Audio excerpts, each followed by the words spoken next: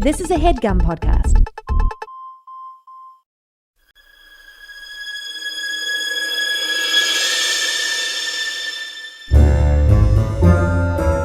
Oh, yeah. Welcome to A Funny Feeling Podcast. I'm Betsy Sidaro. And I'm Marcy Jarrow. This is a podcast where comedians tell us their paranormal experiences, and we listen to yours as well. Oh, yeah. And if you have one of these paranormal experiences that you want to share with us, please email it to us at funnyfeelingpod@gmail.com. Now get cozy. And prepare yourself to be scared silly. This is a Funny Feeling Podcast. Boom. Nice, dude. Nice. Oh, boy, that was cool. That's fucking nice, dude. Hey, Betsy, what's up, dude? Oh, Marcy, that's nice, dude. We sound good, dude. Yeah. Anything spooky happening there?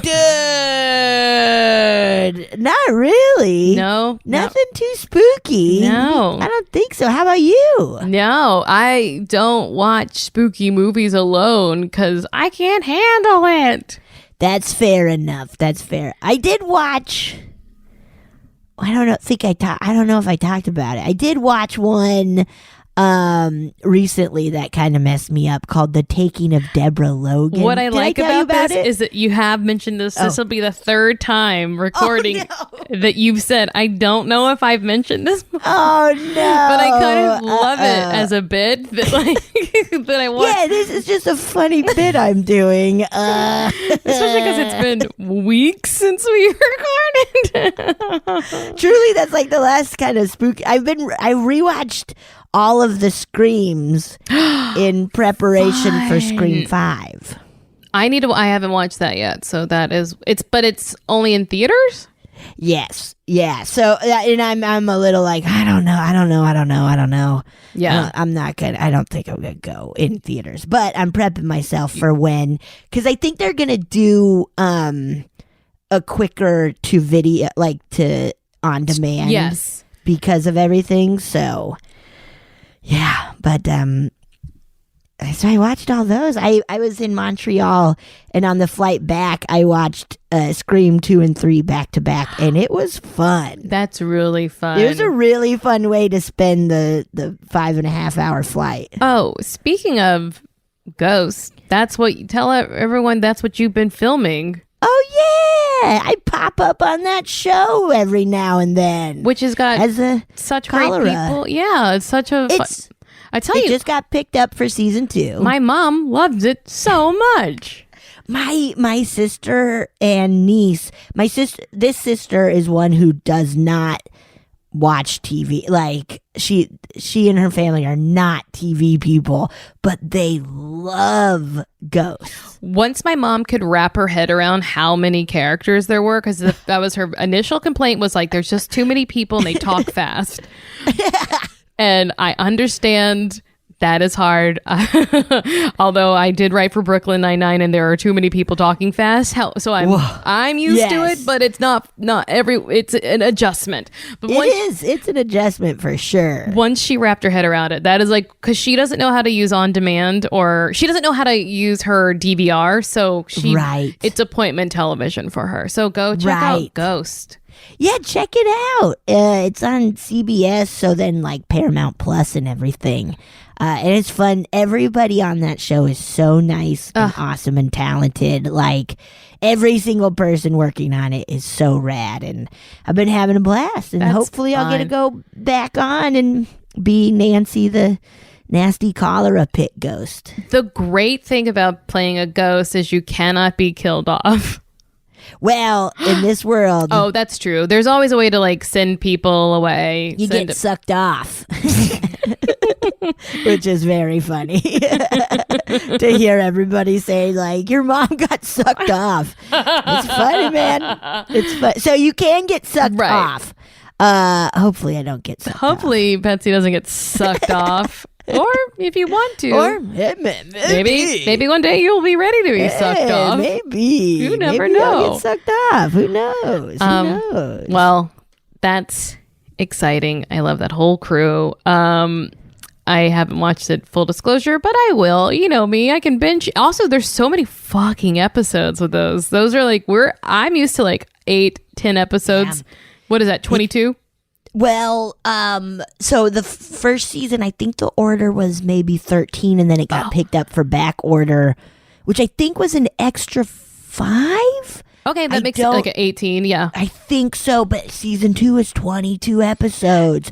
Damn, that is the dream. Isn't that guys, wild? I don't know if you know much about how television works, but big difference between being on a TV series with 10 episodes and being on one with 22. Huge. Time-wise, energy-wise, and amount of weeks that you make a paycheck. Huge. So let's everyone write into ghost.com/CBS /Betsy Sodaro. There it is. And you can just fill out a little questionnaire and you ask for a questionnaire. More cholera.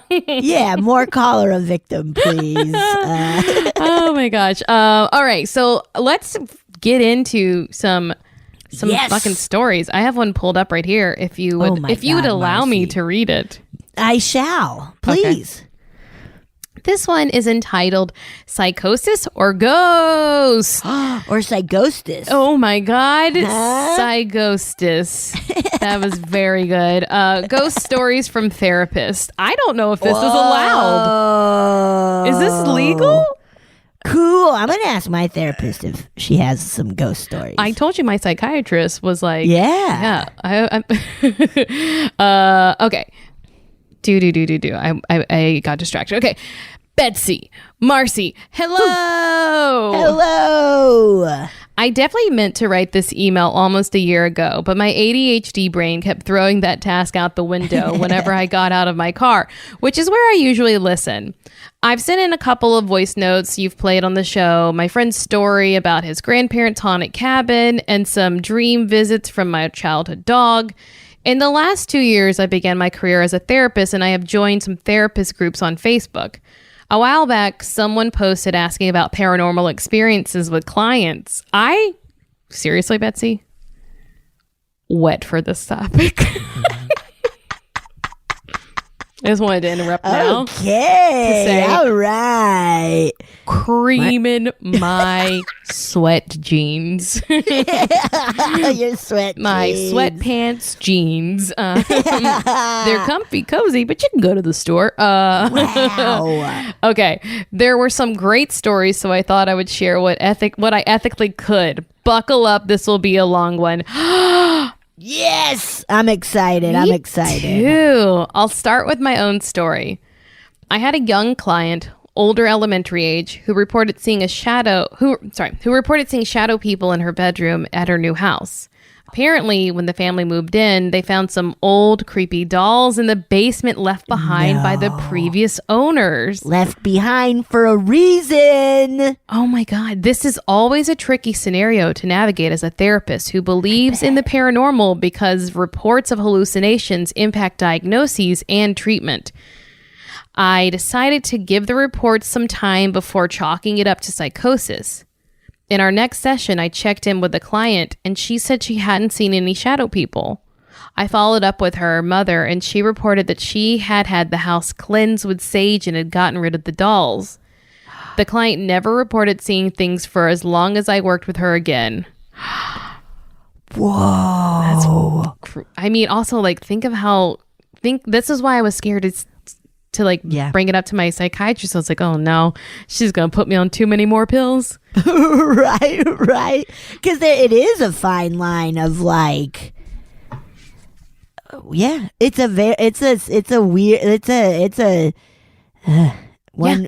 one way or the other could really be. I will say that the one thing I have going for my most prominent ghost story is that a lot of other people experienced it too. That is gigantic. I'm like, hey man, if we're going down, we're all going down. I'm taking Nicole Byer, Johnny Millheiser, Steve Slaga, and the current resident who I don't know if he wants me to say his name. Okay. The following stories are ones from my therapist group. I worked in a very old mansion that was turned into a residential program and outpatient office. The top floor office, all of the offices, were once rooms for children. The room across the hallway from mine was a room a child had died in. Ugh. Banging noises all the time, the door open and closed on its own. No one would use that room as an office. If they were assigned there, they would move their office ASAP. I regularly worked late, and one evening mid-session, all of the lights went out in the office hallway, the entire wing of the mansion, for no reason. The switch was flipped at the end of the hallway. My clients would normally ask if someone was knocking on the door mid-session, and I'd have to explain it was just the door across the hallway, not explaining it was an empty room. I've also experienced incidents when helping loved ones process loss.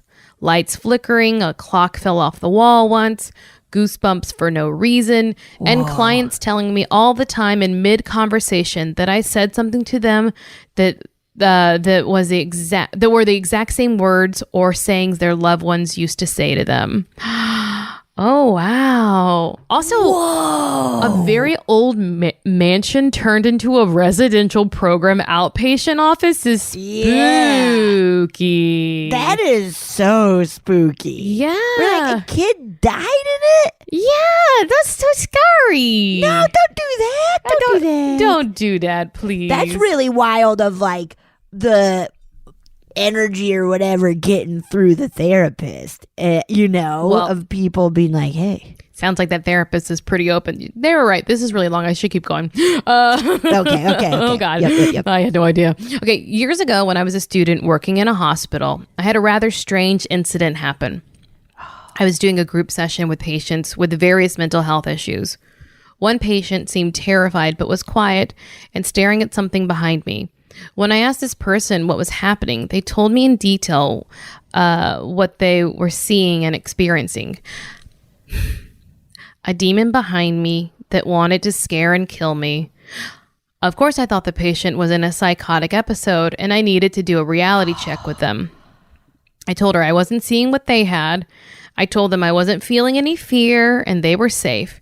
In fact, I was terrified because I could feel hot breathing on my neck. Oh my God. I got so many chills. Literally. I got so many chills all over my whole body. My eyes are watering.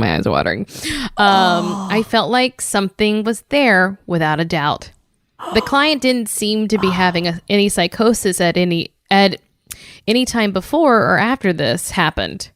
The patient described that they had been haunted since they were a child and no one would believe them and just felt that she needed mental interventions.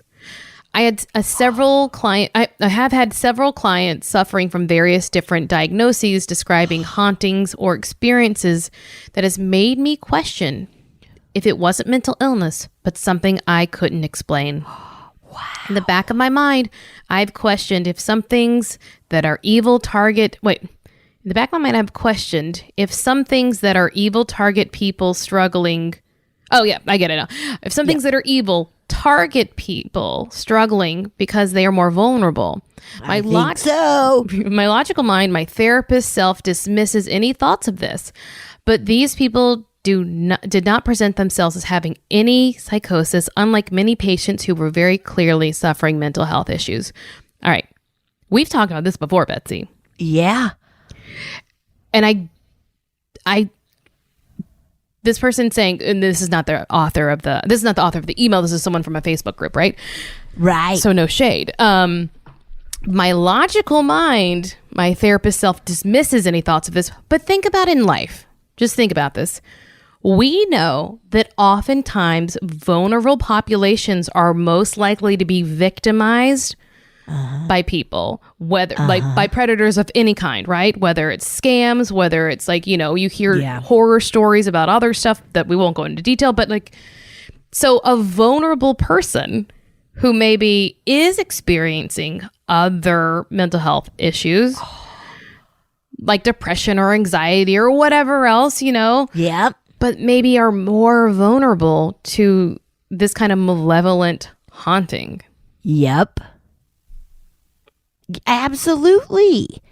And like probably this malevolent shit is like, hey, we know that, like, how do I put, of like, we know that other people aren't gonna give a shit about you. That's exactly why, that's the flip side of why predators pick vulnerable people. They pick people that can't speak up for themselves, right? Or that won't understand it, and that like won't be believed.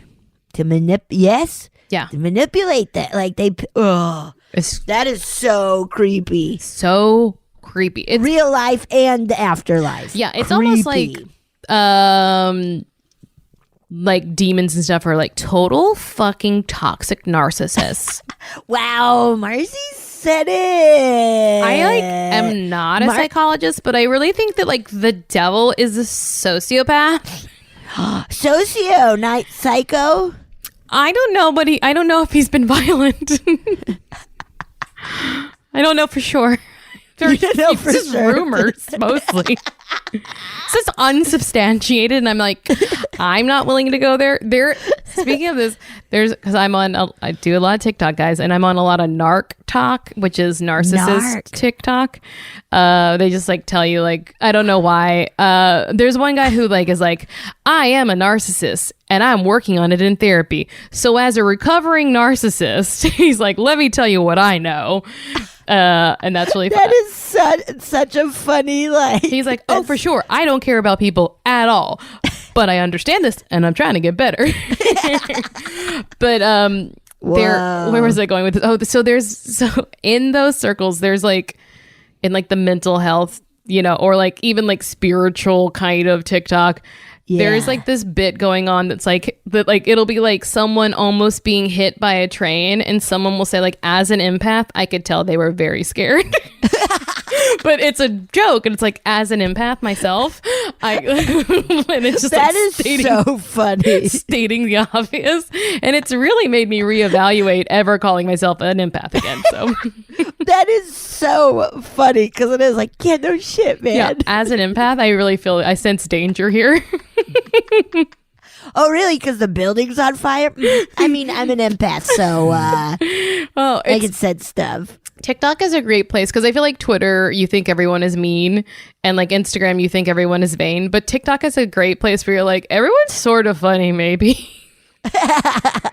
Like everyone might be a little funny and clever. And a lot of people are. A lot of people are. Or maybe it's just the side of TikTok I'm on. So. All right, we got more stories. I had an experience with a very young child under 5. She had always been able to see and know things that she shouldn't have been able to. She was also beyond her years of maturity and seemed an old soul. While working with her, the issue was nothing to do with her abilities, but a life situation between her parents. Her mom was supportive and just believed what the daughter said because it had happened so many times that she no longer doubted it was true. During my time with her, she predicted severe weather and a fire in a family member's home, both way before she could have known. She also saw auras and asked if I wanted to know mine. Of course, I said yes, then questioned if I should have. She said it was pink, which meant full of love, a safe and kind person. Oh, it was the nicest gift I ever received from a client. I fully believed in her abilities. They were too spot on to question. So when I doubt myself after having a bad day, I remember this client. Oh, I love that. That's so nice. I love that. That's the flip side. That is the flip side. All right. Trugging along.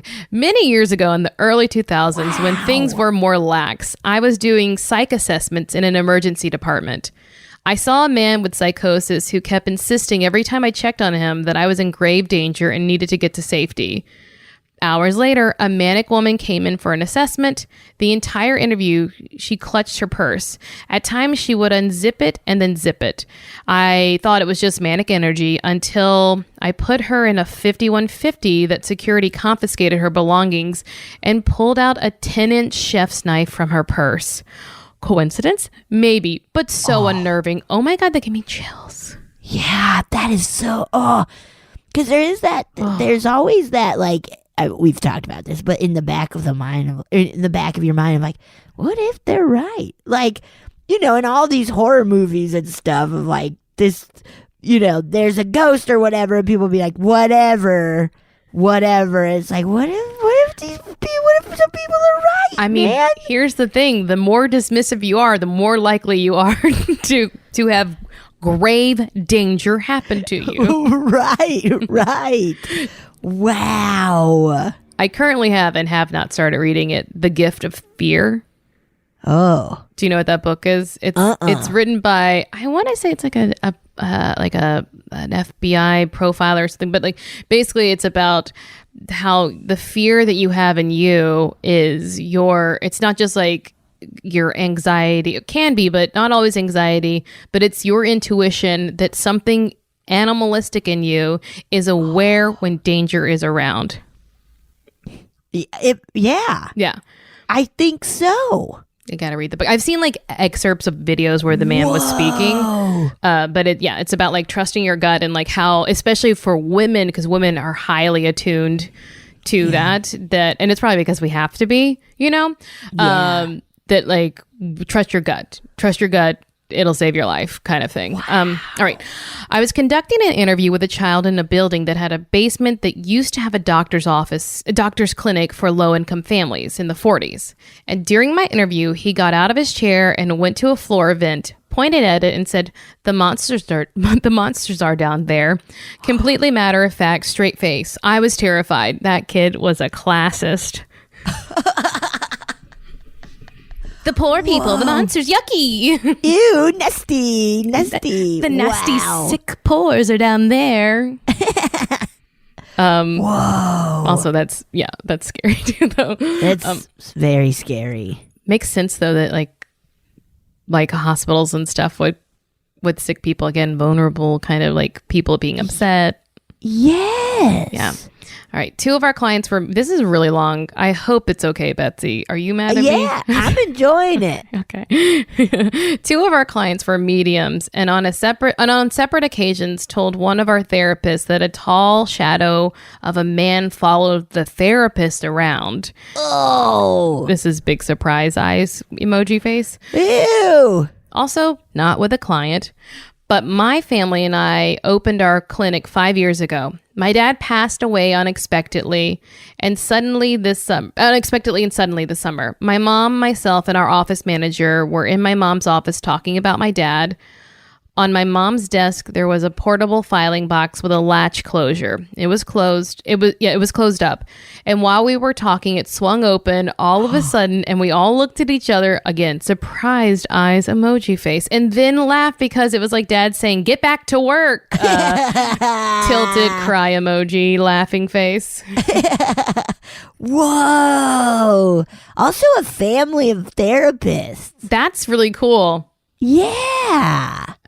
I know a family that has like a psychiatrist papa and a therapist daughter. Wow. I guess if you like think what your parents, people go in the family business. It makes sense, right? I mean, everybody in my family is in education. Yeah. Except for me. You're teaching people to laugh. Yeah. Also, to be like, there's a shadow man following you. Yeah. Oh, come on. Well, bye. I'm done. Okay. Done with my session. Oh, this is a good one. I have 2 psychic clients. Random readings do happen. And predictions of the immediate future, again, surprise eye emoji face, which always freaks me out and is super exciting at the same time. I don't appreciate their gifts. Oh, no, sorry. I just made that up. It says I really appreciate their gifts. I really appreciate their gifts. Really adding my own spin. I don't appreciate these. I explained that it would be best. Okay, I really appreciate their gifts. I've explained that it would be best if they didn't pick up on my quote unquote stuff, though. Right. Laugh, cry, emoji face. Fair enough. Yeah. Yeah. It's like when I ask my therapist, "How are you?" and she doesn't really answer. Same. Always just like, "Oh, everything's fine." Mm-hmm. Laying low, and it's like, okay, but like, really, what's going on? I don't even get that much. I just get like a nod. Mm-hmm. Yeah. All right. We got how many more? Oh boy. Okay. We got 3 more. Okay. A few years ago, I was meeting with a client grieving the loss of a spouse. In the middle of tears and heavy processing about the loss, my phone that was not on and in a drawer said something about it being okay to let go, that everything will be all right. We both looked at each other and I checked my phone. The phone was not on. It's the only time this has ever happened. That's fucking nuts. What the fuck? That is really crazy. Like, you think it was like Siri being like, it is fine. Just let go. Move on. It's like, but the phone was turned off. I know. I think it was. I want to know what the voice was. That's what I'm. Well, maybe saying. just the spirit manipulating the speaker of it. Oh, That's wild. That's wild. that's wild. Okay. Numerous experiences when I worked the old county psych ward. Oh man, good sentence. Good first sentence. Had a visitor when I did a hypnosis session to let a PT say, I think it means patient, to let a PT say goodbye to grandpa. It scared the shit out of me. Never again. Wait, I had a visitor. Oh, okay, I guess I'm like trying to process this. Right. Say it again. Had a visitor when I did a hypnosis session to let a PT say goodbye to grandpa. It scared the shit out of me. I assumed like a visitor, meaning like a spirit, right? A hypnosis session. This is old school. This is old school therapy. What if they're next? They're like, one time when I was doing a lobotomy, I was restraining a hysterical woman. that time in the mud. All right. Had an old school. Wait. I don't know why I'm having such a hard time reading. Okay. Had an old school my first private practice office was in. Got it. Yes, okay. Radio turned itself on. Dollhouse lights turned on. Balls rolling. Why is there a dollhouse? Because it's an old school. Oh, God. Kick that out. Kick the dollhouse out to the curb. Balls rolling across the floor. And the weirdest, a bubble just floating down and popping right in front of me and the patient. That fucked me up. The doorknob. That is gross. Just like out of nowhere. Ew, that's horrific. It shit, right? That is it shit. Yeah. The doorknob would open, like turn and open. That was all odd, but the absolute strangest was working on a kid's psych unit. Female, age 9, background with voodoo, and the kid would have quote unquote fits. Her eyes would roll and she would make strange noises. She was difficult to restrain and often would just walk up and say strange clairvoyant things to the staff like, "You left the red wagon out in front of your blue house." Indeed, I had that day. Well, I was shift supervisor and came in. She had been restrained for over an hour.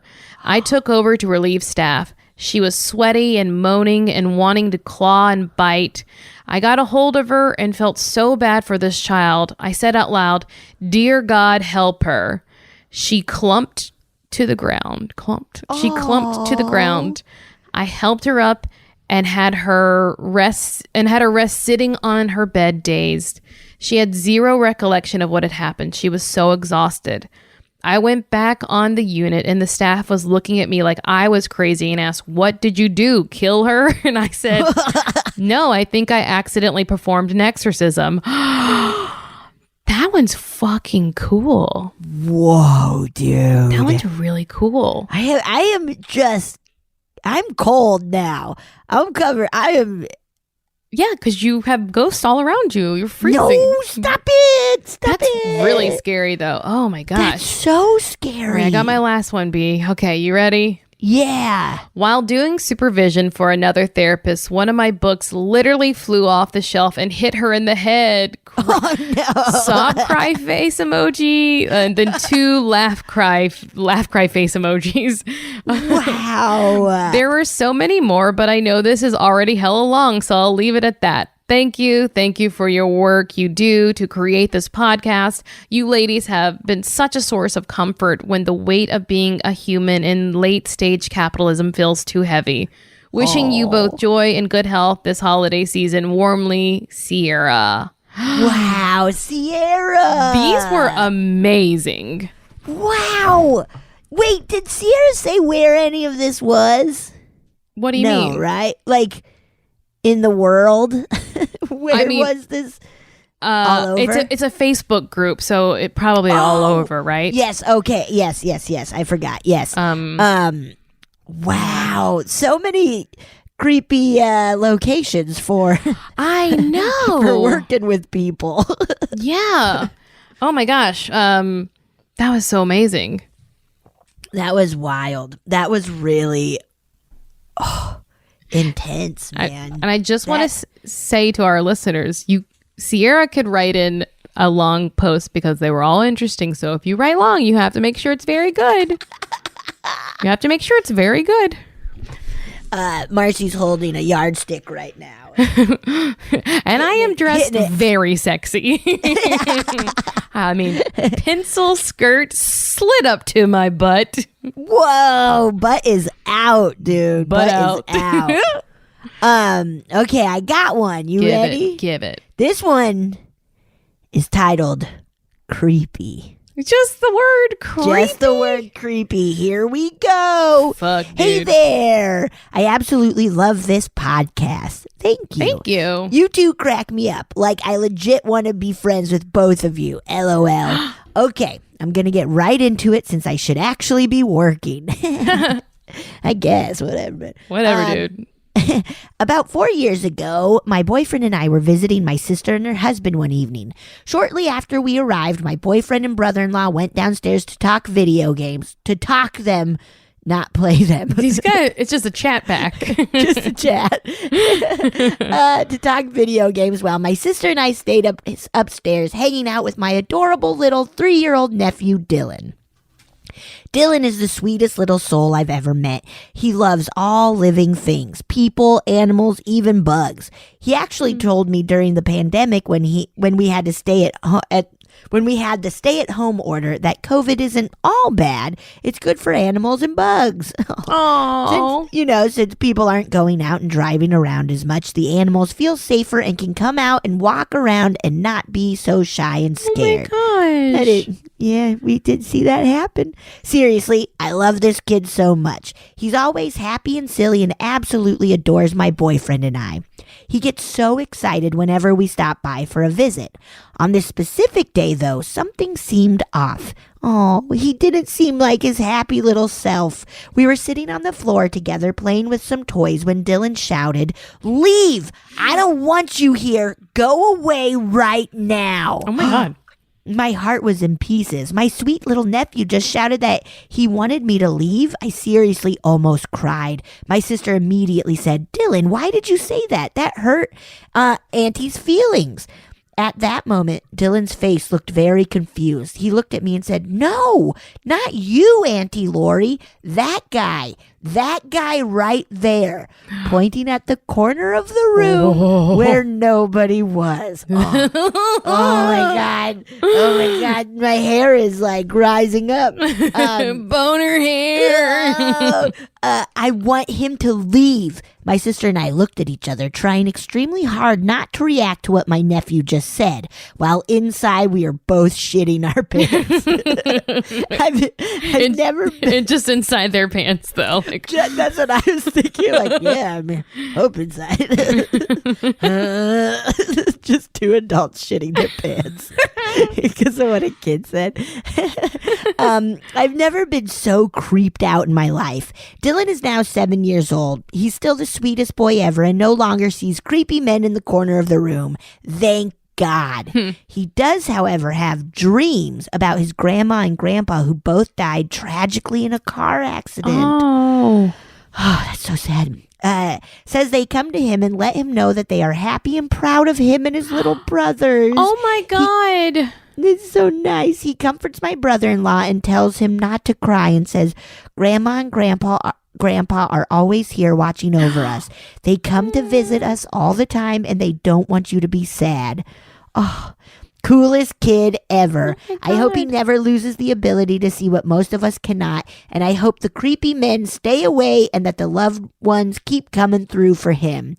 Hope you enjoyed my story. Thanks for reading it. If you did, we did.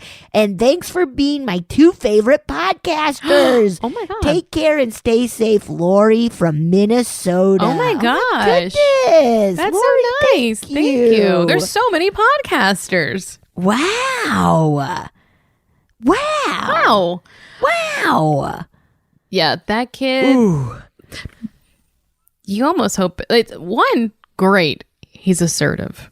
Yeah. He's not letting a ghost boss him around. Yeah. That is good. Yeah, he is taking care of business, which is nice. Yeah. Not being scared, just being like, leave me alone. Get the F out of here. Get out of here. Out of my face. Remember that my- from Scary Movie? Out my face. Yeah. Wow. I'm glad. I'm glad. That's so nice about the grandparents. You know, it is sad and tragic, especially to lose both at once. But I also kind of feel like there is, for a couple, something nice about being like going at the same time. I mean, you know, like not it's terrible either way, but it's like they don't have to suffer the grief. Yeah. So, yeah. I don't know. Oh. Should I play a listener story? Yes. Can I pee real quick? All the time. Pee on yourself. Thank you. Thank you. All right. Okay, you ready? Yes. Hi, Marcy and Betsy. I've been wanting to write in for a while. I finally got a quiet moment, so I thought I would go ahead and send you this story. It starts out when my husband and I moved into this cute little house, 2-bedroom, 1-bath, in this very established neighborhood in Louisiana, Marcy, with my 3-year-old son at the time. And we had just moved in. I had picked him up from daycare, brought him home at our usual time. And my routine was to put him in his high chair, give him some snacks, turn on Baby Einstein, and then go change and get ready for the evening. And I put him in his high chair, gave him his snacks, and as I was turning the show to Baby Einstein's, which he loves, and at the time, he pointed behind me and said, "Who is that man?" And I asked him, I turned around and I didn't see anything. I said, what man? And he goes, "The man holding Daddy's hammer." And he's still pointing, like kind of looking around me to see behind me, like pointing. I turned around and again, there was nothing there. And I was just like, okay. And he got, his attention was turned to his show at that time. And I was like, it's okay. So I went to my room and changed and kind of brushed it off. I told my husband about it when he came home, and he was like, "Oh, that's bizarre." And the house was older. It was rented to us from one of his former co-workers. She was an older lady. It was actually her husband's childhood home. But as far as we knew, there was nothing that had happened in the house, or she didn't mention anything.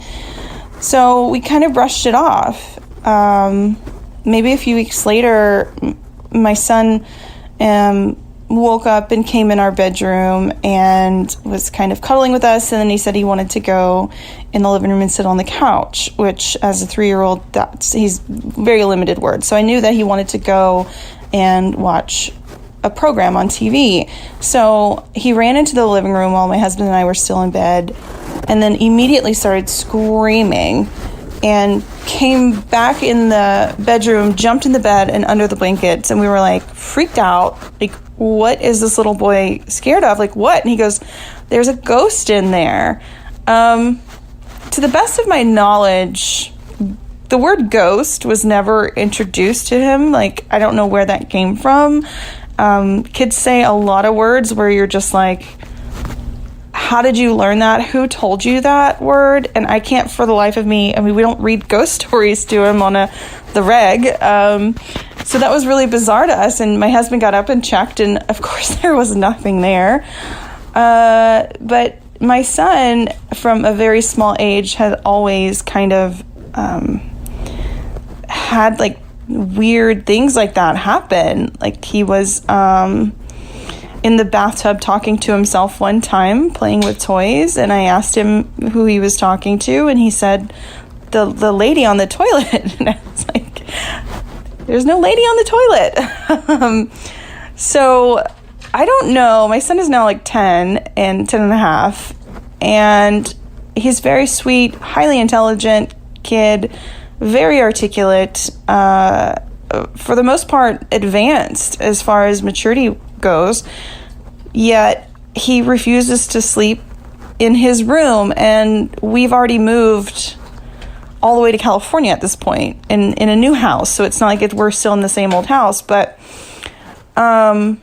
he just refuses to sleep in his room. He's 10, and I sit down with him like, what is going on? Like, why? And it's always been that way from house to house. He just refuses, and he will sleep on the floor on a blanket before ever sleeping in his room.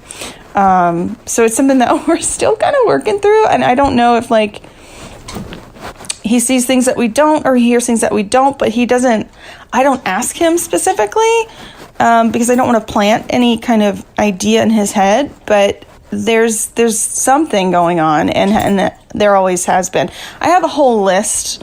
I decided there's so many things that happened when he was a smaller child, the things that he would say or see or do, or that it just became bizarre, and I kept like a running log of the dates of and experiences that he had, and it's about 2 pages long.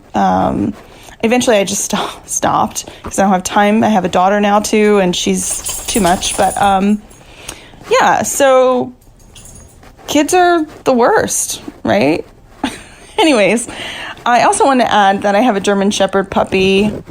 He's giant. He's about 100 pounds now, and he's 10 months old.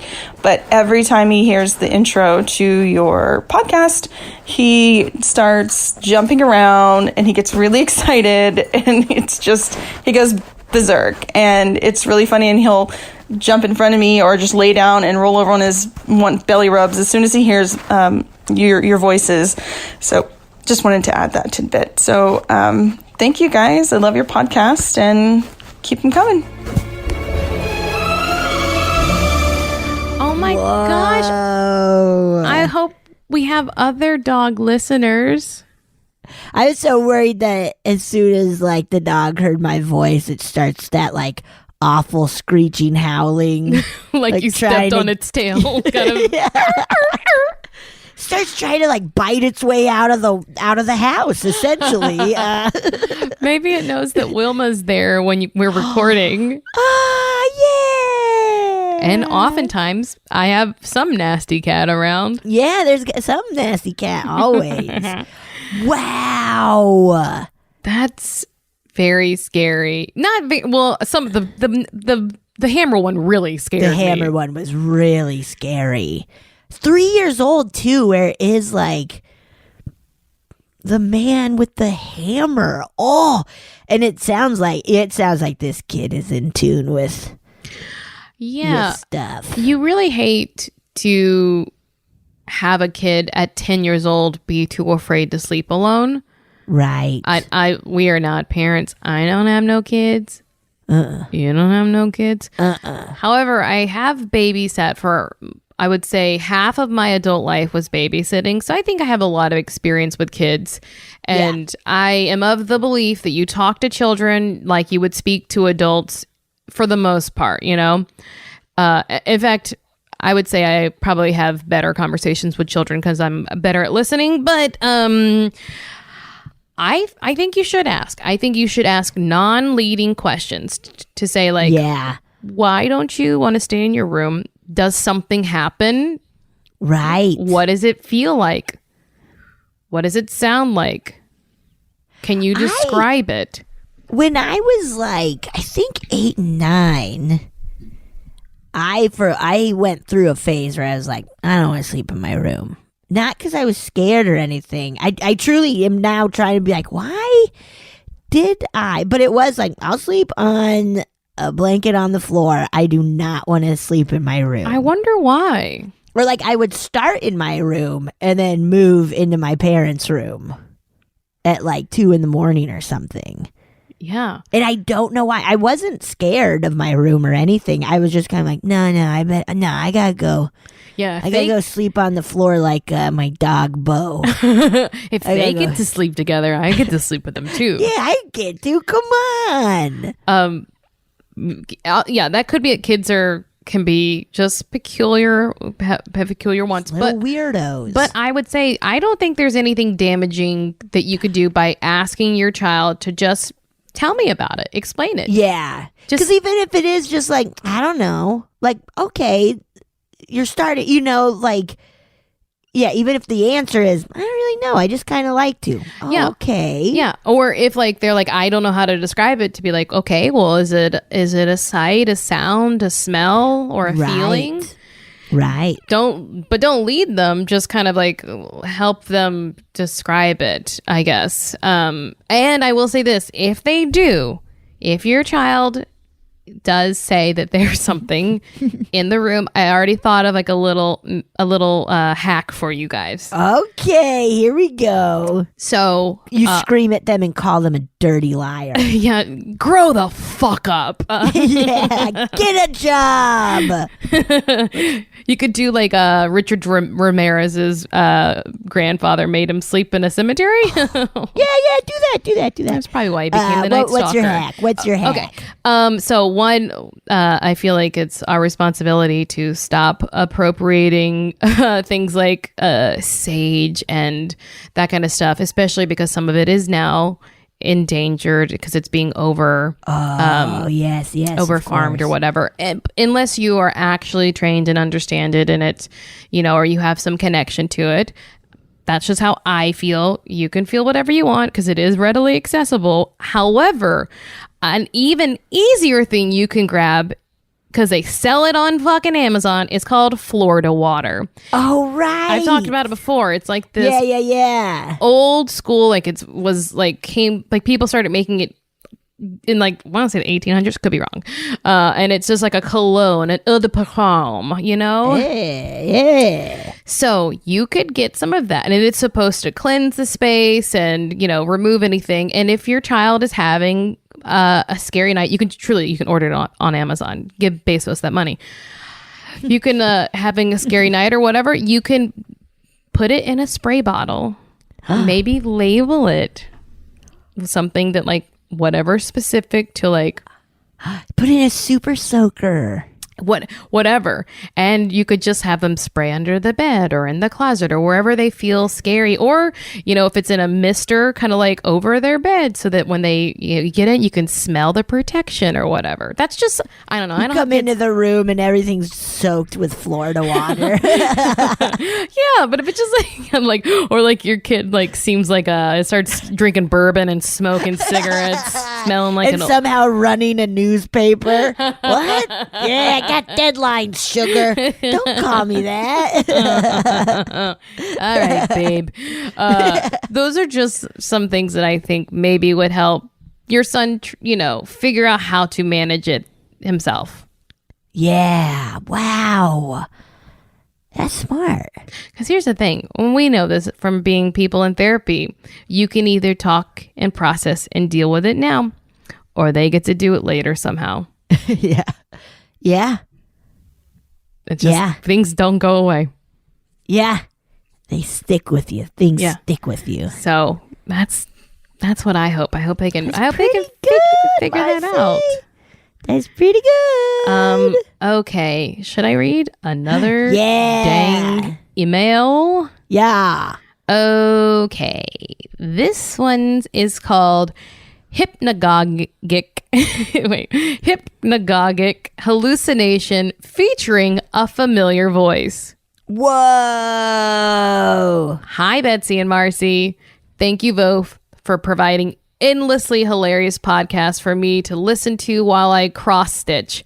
Truly a blessing in these trying times. That's very cool. Cross stitching. Cool. I hope you're cross stitching ghosty scenes. Ooh, yeah.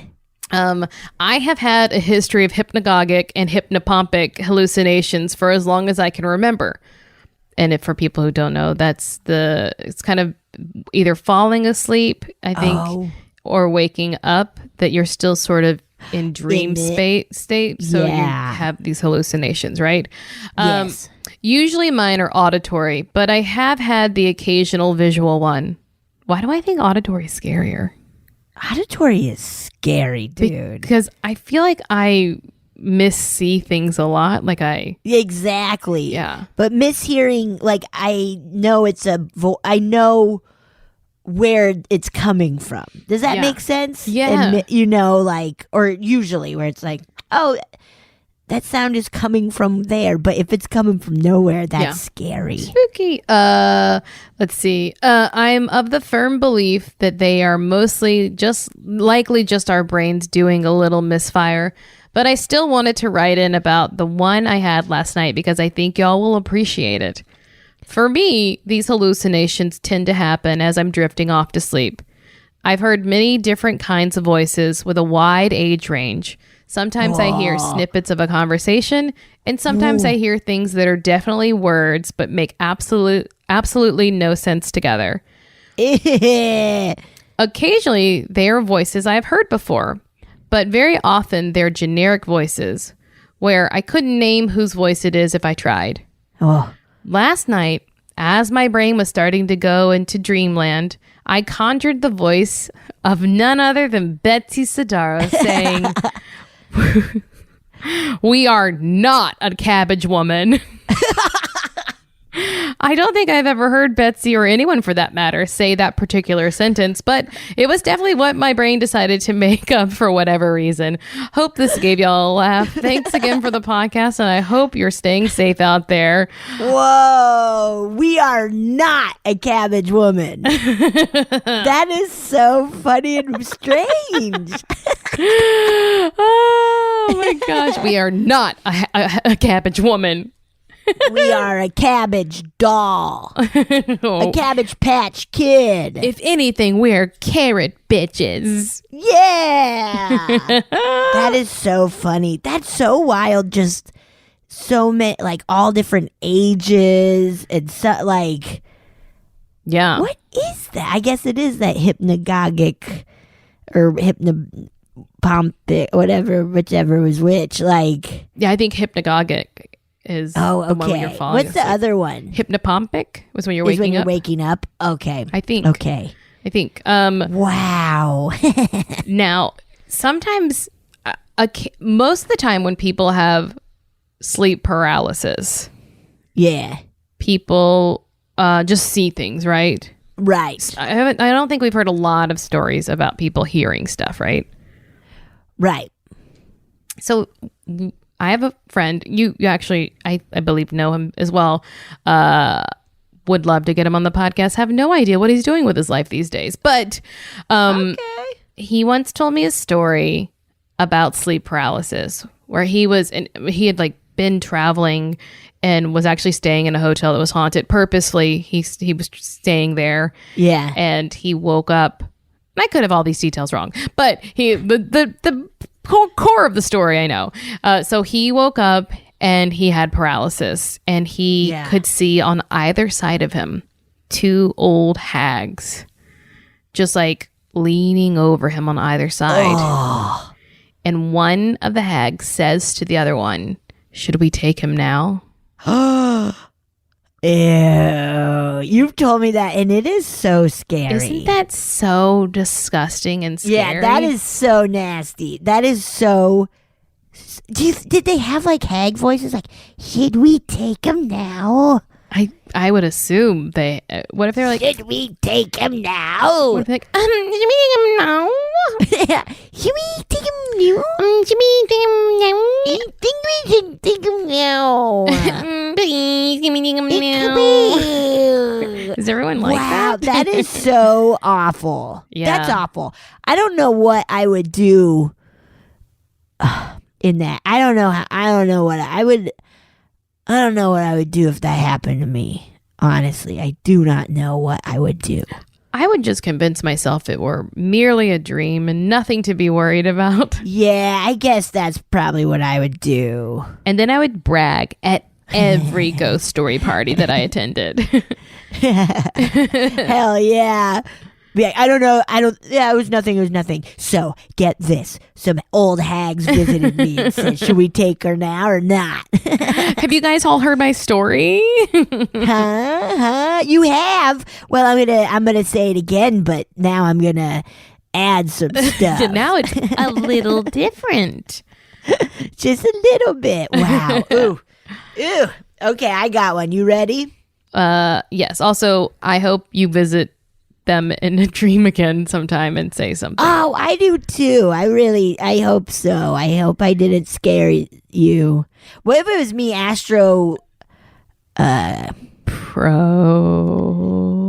What is it? Projecting? Astral projecting. Yeah. I was like astral planing? No. Kind astral of. Projecting. Yeah. Screaming about not being a cabbage woman. Cabbage woman. It does seem like something not out of the realm of possibilities for you to say, even though I haven't heard you say it. Yeah. Truly, I could absolutely say that sentence. Absolutely. You probably will before the day is done. And mean it. And really mean it. Yeah, and be mad that someone accused you of being a cabbage woman. You know what's wild, though? So there was, do you remember South Park where they were making fun of Jersey Shore and Snooki? Like that were there, episodes years ago. But she would go, "You are cabbage," instead of garbage. Like they would always go, "You are cabbage." And I think of that often. And Mano and we say like, "You are cabbage." Like I said, that is weird. Honestly, it is like, I am not a cabbage woman. I literally was going to say, I could see you getting mad at Mano for calling you a cabbage woman. Man, maybe I've said it. I got to ask Mano if he's ever called me a cabbage woman and I got mad at him for it. Don't ask him. Maybe it'll happen. I'll let you know. I'm gonna see him tonight, so I'll let you know. Yeah, you're gonna call the cabbage what woman. What if he calls me a cabbage woman tonight? I'll let you know. What if you just pass out and then like swoon like a lady in a movie? Oh yeah. Oh. Cabbage woman. You are cabbage. Okay, you ready? Yes. Marcy, this one's for you. Uh-oh. NOLA spooky. I mean, there's a lot of spooky New Orleans stories there. Hey, y'all. Your podcast is genuinely the best part of my listening week. Oh, that's so nice. Thank you for powering through these shitty 18 months to bring us nasty ghost content. You're welcome. Anytime. We're still in it. Okay, here we go. We got a couple of stories, okay? Okay. The first one. The old number 77. My little sister Kay attended the Savannah College of Art and Design in Savannah, Georgia, a city with a vibe for sure. Obsessed with Savannah. Never been. Obsessed with it since In the Garden of Good and Evil. Midnight in the Garden of Good and Evil. I've been a couple of times, but only for like a night and then flying out from there. I want to go for a while and do all the ghost tours and... Thank you for the invite. I can't wait. Let's go. I'm in. Okay. And in 2013, I agreed to drive with my dad to pack my sister up from school and drive her back home for the summer. As a side note, at some point during her time at SCAD, I stayed in Kay's friend's house right off of Forsyth Park for a night. Forsyth Park for a night. I hardly slept that night. It was a cute but creepy home in the light of day, but once it was time to go to sleep, I could feel something watching me all night. Ew. All night long. All night, I'll watch you all night. We cut the drive into 2 days, leaving from Savannah to New Orleans and then New Orleans to San Antonio. This was going to be my first time in New Orleans. Not only was I of legal drinking age, but my dad was paying, so I was feeling overall very good about the whole thing. My dad got a room for us 3 to share in a hotel that used to be a coffee factory, and it was gorgeous. Exposed brick everywhere, stunning wood floors, pretty much what you would expect from an older boutique hotel. Ooh. I'm definitely a little thirsty for paranormal activity, so I Googled a bit to see if I could find any accounts of ghostly activity there, but no such luck. I thought. Oh, yeah. All 3 of us went out for dinner and then decided to walk around Jackson Square and Bourbon Street together. I'll be honest and say I don't quite remember the timeline, both because it was 8 years ago and because at some point my dad and I decided to split a hurricane with an Everclear floater. Gotta love A it. choice we made that was certainly a choice. Is that a thing that everyone has when they call them floaters? Yeah. What's that? It's an extra just shot. Extra shot. Yeah. Yeah, that's what I figured. And then we went for a late night snack at Cafe Du Monde before heading back to the hotel. My poor sister called my mom at some point and complained that keeping my dad and I together post-drink was like wrangling cats. I still owe her the same favor to this day. I remember we went a couple of years ago and our friend Mary was hammered and was like, I'm gonna call my mom and just see if she even answer. She has kind of issues with her family. Maybe I should have talked about this. Where are you going with this, Betsy? That's all. I'm just remembering she drunkenly called her mom and left a crazy message. I don't think she would mind because I feel like she's spoken publicly about her family plenty of times. But And just left a really wild message. I was like, I can't believe you're doing it. Anyways, I wish I could Noodle. remember more specifics from it, but I can't because it was you New were drinking Orleans too. and it is toast. Sometime during the evening, I'd purchased my first set of tarot cards. Maybe that was the mistake. I bet it was from Marie Laveau's shop. Oh, and is she bad? Marie Was she the Laveau bad was the one? queen of voodoo. Oh, okay. Not the torturing No. lady. She was a voodoo queen, and where her house. Actually, I think it just is her house. Is Yeah. now like a shop where you can get little stuff like tarot cards or even little voodoo dolls and stuff like that. Wow, And okay. they have the oldest psychic in New Orleans. I don't know if she's still alive, but I want to say 11 years ago we went, my improv group Bombardo went, the 7 of us were down there, and she gave all of us the same reading. That is so funny. I was like, well, we get what we get. All right. You know? All right. Okay, sorry. That's so funny. Okay, so got a set of tarot cards. Maybe that was the mistake. I'd heard somewhere and several times that you shouldn't buy your own set of cards. Nonetheless, my family and the cards made it back to the hotel in one piece. No thanks to me or my dad. While my dad and Kay took turns getting ready for bed, I took some time to open and spread the cards and pray/put good intentions on them like I'd heard you should do. Did I have any business doing this? Who knows? We all eventually fell asleep with the TV on, my dad in his bed closest to the door and Kay and I in the bed closest to the window.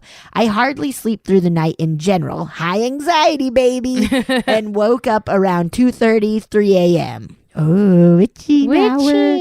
The TV was still on, so I rolled over to reach for the remote that was on top of the bedside table. As I rolled over, in the blue TV light, I saw my dad sound asleep with his back to me and the table.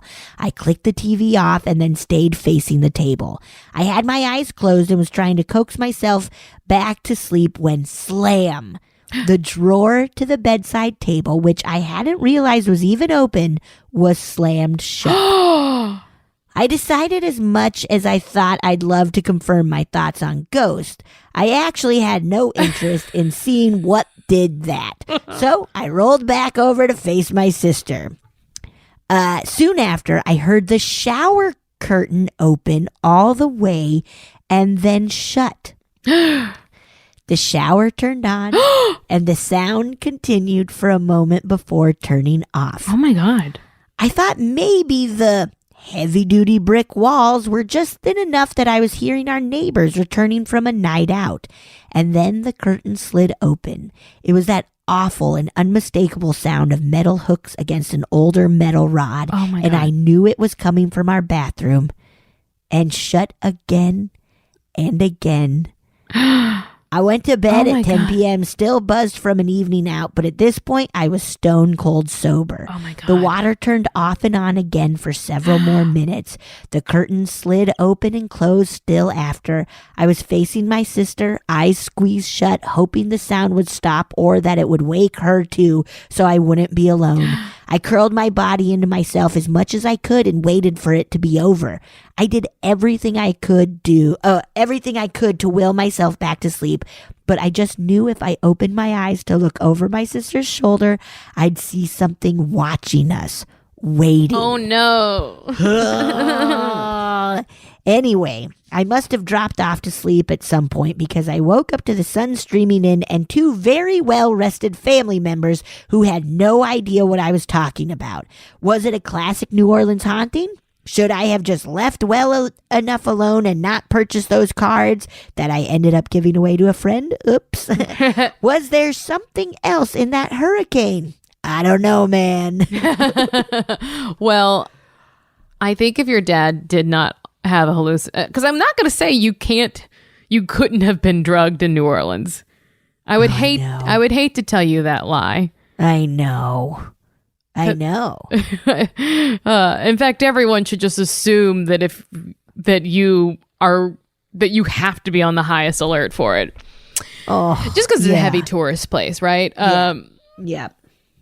But I mean, maybe it was the prayer over the tarot cards, but maybe that's just because the thing was already there, and it was just like, she's looking for something, and I'm gonna give her a show. Let's give her something to talk about. Yeah, you're gonna love Bonnie Raitt because you're gonna understand the song. Give her some. Never, I just really now fell you finally understand it. Oh boy, that was a long and walk. It is like, I bet that old coffee factory is haunted as shit. Yeah, and the ghost is like, we did not have running water, or showers. This is new. This hot water business is new and great. Rules, and I smell like coffee all the time. Oh, how lovely would that be? Pretty nice. Pretty nice. I'm like, want to look up Hotel 77 New Orleans now. Yeah. The old number 77. Old number 77. There's another story. Okay, great. Are you ready? I am ready. This one is called L's. A few years later, two friends, A and M, and I went on a road trip and ended back in New Orleans. We had the opportunity to stay in M's friend's home behind an antique store in the Garden District. L, M's friend, wouldn't be home until our second night there, and her roommate had just moved out, so she left instructions for us to get into the house on our own. The door was on the side of the building in a small dark walkway between the building and a neighboring fence, and it was completely dark by the time we got there, so we were already a little on edge. Once we were inside, the on-edge feeling didn't completely disappear, but the building was so unique and we were so tired from our drive from Atlanta that we didn't particularly care.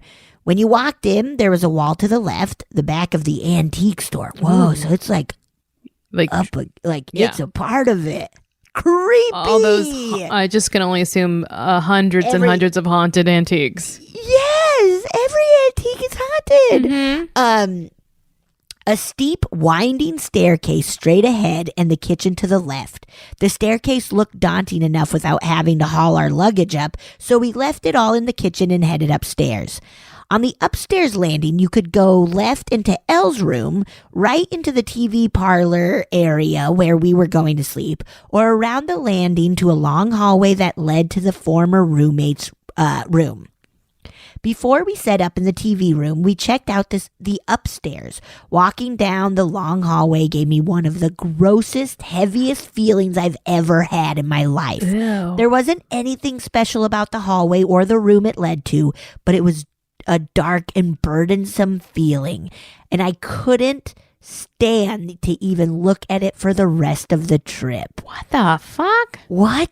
That is wild, man. Ugh. Just be like, I don't fucking like this hallway. I'm not even gonna look at this fucking hallway. I'm over this hallway. The next morning, we were getting ready for the day, and because we couldn't be fucked. Couldn't be fucked? Is that what you said?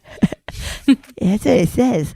The next morning, we were getting ready for the day, and because we couldn't be fucked to bring our stuff upstairs the night before, there we go, we had to go up and down the stairs to get ready. I was the last to shower, so I wandered down to grab my towel. I specifically remember putting my towel on A's suitcase, stacking my clothes on top, and then finally my shampoo and skincare stuff exactly in that order. I folded it up together, took it all up the stairs, and placed it on Elle's bed. I went back into our sleeping area to talk to M and A quickly, and when I returned to take my stuff to the bathroom in Elle's room, my shampoo and skincare stuff was completely gone. What? Ooh, I stood there for a minute, super confused because I knew I'd brought it up. So I started looking in the bathroom, under the bed, on shelves, and then back in the parlor area in case I'd taken it with me. After a few minutes of searching, I went back downstairs just in case, and there, in the middle of the table, were my toiletries. My stomach dropped, but I tried to convince myself I had just misplaced my stuff. Later, when Elle got home, I asked her if she'd ever experienced anything weird in her home, and she totally confirmed. Specifically, she said that a few weeks before, she'd come home with groceries, placed them on the table, and then started putting everything away. She noticed that a few items were missing, specifically some milk she'd purchased. She looked in her car, outside, and on all the counters in the kitchen, thinking maybe it had fallen out. In a last-ditch effort to find it before she went back to the store, she opened some cabinets, and there, under the sink, was her half-gallon of milk. What? Why? What a little trickster. What a pranker. Incidentally, during our stay, Elle was traveling for vacation but had just updated her state ID and had to use her passport since airports didn't accept temporary paper IDs. When she got home, while we were still out for the day, she couldn't find her passport anywhere. She searched outside in the alley, called her Uber, searched all her luggage, and later we searched through ours. Nothing. Ultimately, there wasn't much she could do, but managed to make it work for her next trip. She texted M a few days later to say that the antique shop owner called her that morning to say she'd found Elle's passport on the store porch, tucked under a pot near the front door. What the hell? What the I'll hell? have to tell you all about some potential Appalachian Trail ghosts and the ghost tour spirits that followed me home one time, but that's a whole other email in and of itself. Stay spooky, Ariana. Oh, okay. We want to Okay. hear Appalachian Trail We ghost stories. Got to. I'm surprised we don't have more spooky Appalachian. Maybe, is it hard to get our podcast in the Appalachians? I don't know. Maybe. I want to hear about Maybe. I want to hear about Appalachia. Gotta hear about that. Dude. That's some kind Wow. of tricky little bitch who just is like, I don't know. I'm just playing around. Right. It's all pretty Probably benign. some little tricky lady ghost who's like attached to a fancy vase or something in the antique store. Yeah, just trying to be like, oh, what? Oh, did that bother you? Oh, Oh, I'm sorry. Oh, okay. Sorry. Not. She's a big fan of Wayne's World, this little ghost. Swing. Swing. They're doing Ouija board. It's so, squeeze me. Sure. Oh, Wayne's World. It's It's one of the best movies ever made. It's There, I'll say it. Also, I feel like it's a real crime that Mike Myers hasn't been able to keep it up. Keep up that career. I'm sure he doesn't need to. Right. He's not hard up for money. No. Yeah. Mike Myers, where are you? We're fans. We miss fans. you. We miss you, Mike Myers. I want to go to all those places. I do too. The real urge. I do too. A real urge for it. Yeah, I wanna go to New Orleans so bad. Savannah. I really want to go to Savannah. We should definitely do a train tour across the country, going to all the haunted spots, I guess. Something like low key like that. A train. Doesn't that sound fun? Kind of. Because you could stop along the way at different cities. Right. You don't want to do it. I don't know if I could handle a train. Well, you're not staying on it forever. You're just like, oh, we'll take a little nap, 8 hours to San Antonio, and then tomorrow we'll do New Orleans, and then, Wow. Okay, maybe. All right, I convinced her. Maybe. All right, let's do one last listener story, and then we'll get out of this motherfucker. Great. Get out Love of here. it. Okay, here you go. Hey, Marcy and Betsy. This is Aubrey, and I am from Texas. And I want to tell you that your podcast is amazing, and it's definitely one of my favorites. I listen to it every week. You girls are absolutely hysterical, and I just love you guys. So my story is from when I was about 8 or 9 years old. The house that I lived in growing up was pretty haunted, and particularly by 2 little kid ghosts. And so my story, like I said, was I was about 8 or 9 years old. This was the first encounter that I had with the little kid ghosts. And I was going to bed and just laying in my bed, trying to fall asleep. And my bed was in the corner of the room. So I was laying on my side facing the wall and just trying to go to sleep. And all of a sudden I hear footsteps walking up the hall, up and down the hall. So walking towards my bedroom. And our house was a 2-story house, and the hallway was right over my parents' bedroom. So it kind of echoed when somebody was walking down the hall. And so I heard footsteps coming towards my bedroom. And I just figured it was my dad coming to check on me or whatever. And so I just didn't even think about it until the footsteps stopped right at my bedroom door. And then as soon as they did, it sounded like they turned and started going the opposite direction, walking away from my room. And I was like, that was weird, but okay, whatever. Didn't think anything of it until I started hearing the footsteps coming back towards my room. And that happened about 4 or 5 times, those footsteps just walking up the hall. And as soon as it hit my bedroom door, walking back down the hall again. And after the 4th or 5th time, I thought, okay, that's weird. I'm going to go check this out. And so I turn over and face the door. And as I did, I see this little girl standing, kind of crouching down a little bit in the corner of the room. And she had long dark hair, and it was kind of hanging in front of her face a little bit. She was looking down at the floor, and she was just standing there. And kind of like, almost like the Ring style, with her hair just in her face, which sounds very trite, but that's what she looked like. And I just stared at her for a really long time. And the whole time she was standing there, I could hear those footsteps walking up and down the hall. And so I'm staring at her thinking, okay, my eyes are going to adjust. I'm seeing something weird. And she was still just standing there for a while. And then all of a sudden the footsteps come to my door and stop at my door. And my door opens and I see this big shadowy figure is standing in the doorway. And as it starts to walk towards me, it comes towards my bedroom, and it's like almost like a figure of a man, but the limbs were much longer.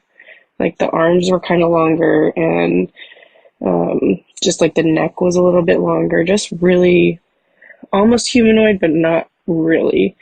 And it starts to walk toward my bed, and at this point I lose my freaking mind and start screaming bloody murder.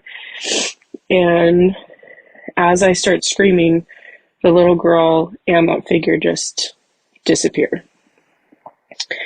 And my dad rushes into the room and is like, "Oh my gosh, what's going on? Why are you screaming? Whatever." And I was like, I told him what I saw, and just, he was like, "Okay, you're dreaming, whatever."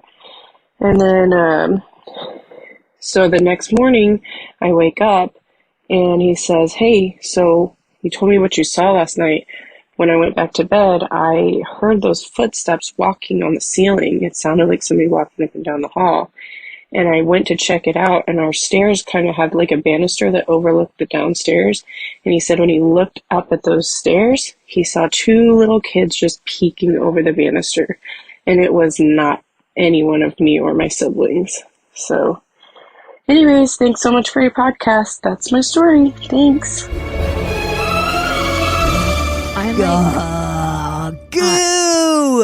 I'm like stumped. I'm like stunned. That is, wow. That is so scary. Yeah, I always think that, parents should talk it out with their kids and like make them feel like, I hear you, I believe you. But in this case, I think dad fucked you up. not that your dad fucked you up. I would be like, "Dad, why would you tell me that? I'll never sleep again."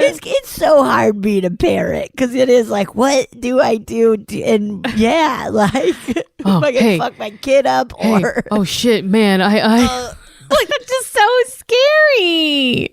Too scary. It's too scary.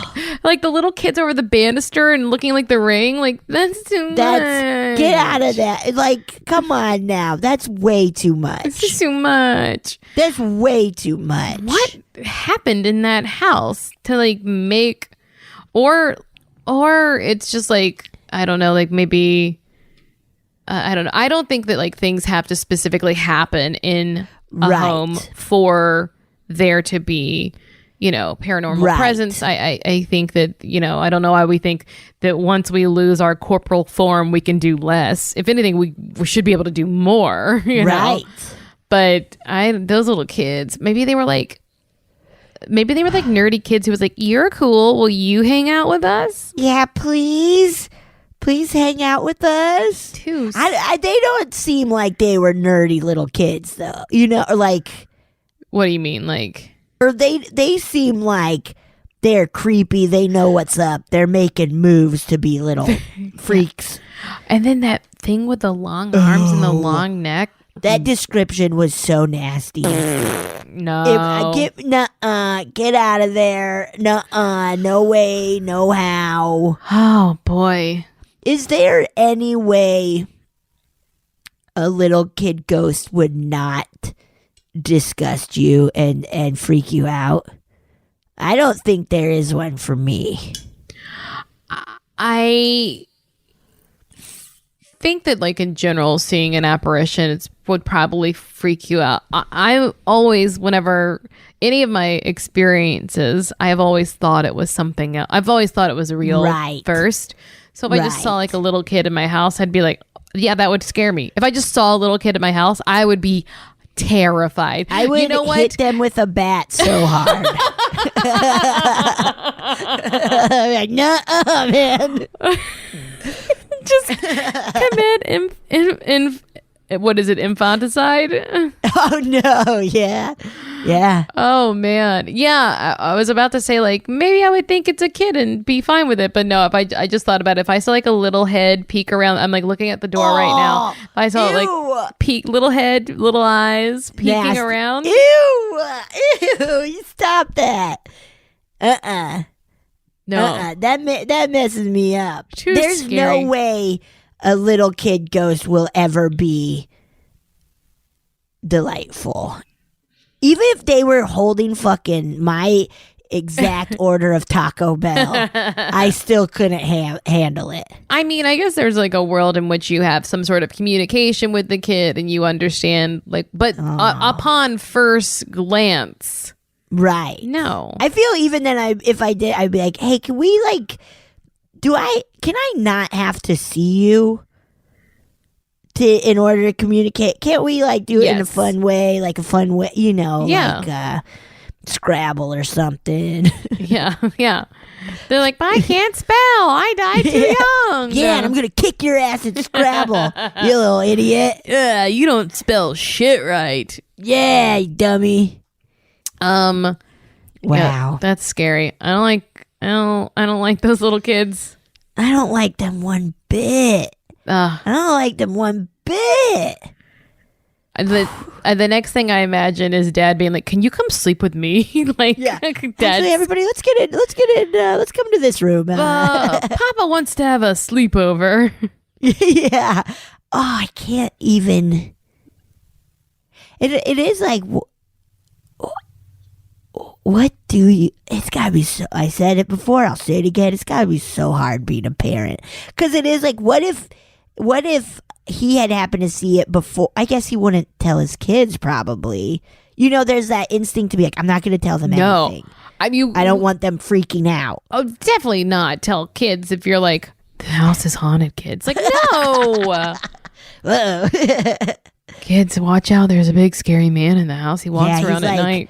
Humanoid, kind of, but has like his limbs and neck are a little bit longer than you would think or want to see. He's much bigger than I am. Daddy can't take him. Yeah, Daddy can't and won't. And I hear he feeds off of the souls of children. Yeah, okay, I would say definitely. I wouldn't, like I've said it before when you've asked me, if I had a house that was haunted and I had guests coming to stay, obviously I would probably, there's no way they wouldn't have heard about it already, but let's just say it's like, oh, it's a friend's friend staying and I don't know them very well. I wouldn't tell them. Yeah, okay. Because I'd be like, well, maybe they won't experience it and it's not an issue. Right. Why even open up the possibility? Yes, but on the last night or the last morning that they were leaving, I'd say, anything weird happen in that room? Ooh, okay. Did the man with the hammer come?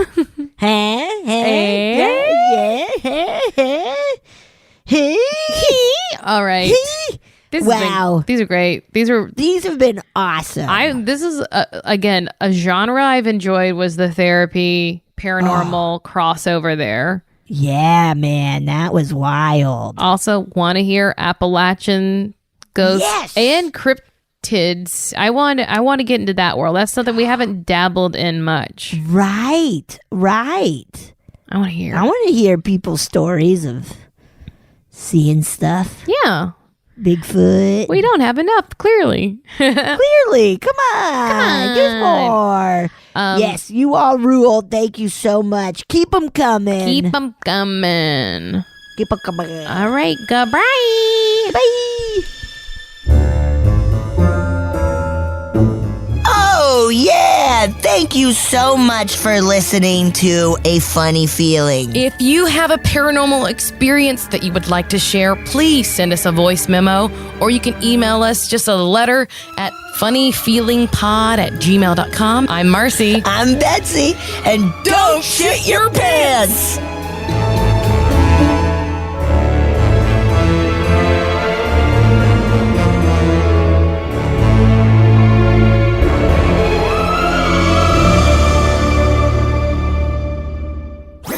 That was a HeadGum podcast.